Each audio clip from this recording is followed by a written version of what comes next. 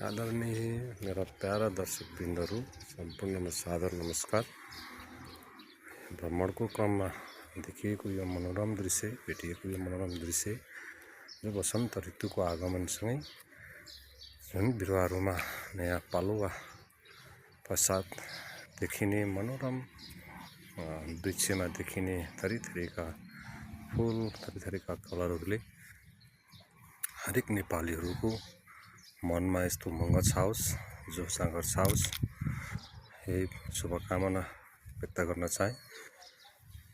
र मात्र भ्रमणक्रममा भेटिएको एउटा मनोरम दृश्यलाई दर्शकको सामु छोटो क्लिपको रूपमा प्रस्तुत गर्ने जमर्को गरिरहेको छु।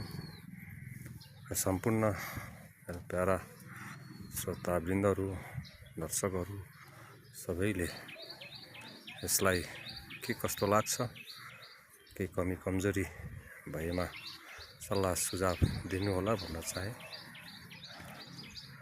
कुनै त्यस्तो गलत सोच र गलत अर्थले त्यहाँ जुन कुरोहरू क्लिप बनाइएको छैन, ताकि सबैको मन मुटुमा जुन यो मनोरम दृश्यले एउटा शान्ति पैदा गरोस् भन्ने अभिप्राय मात्रै हो। जसको बावजुद आज मैले सानो एउटा क्लिप बनाउने जमर्को गरेँ।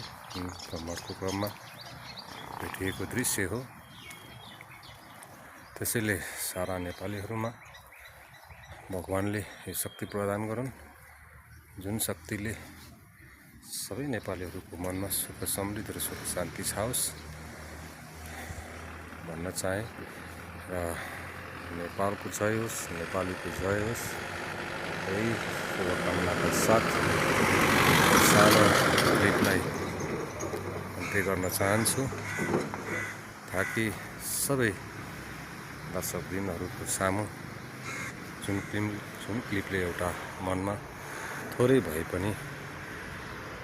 पनि मनोरम अनुभव होस् र थोरै भए पनि खुसीको र शान्तिको एउटा सुरुवातको बाटो बनोस् भन्नको खातिर मैले होम भिडियो बनाएको छु, जसमा सम्पूर्ण दर्शकहरूको असल मित्रताको साथ असल कमेन्ट, लाइक, सेयर गरिदिनु हुन अनुरोध गर्दछु। जो एउटा प्राकृतिक सम्पदा हो, यो हाम्रो देशको धरोहर हो, यो हाम्रो देशको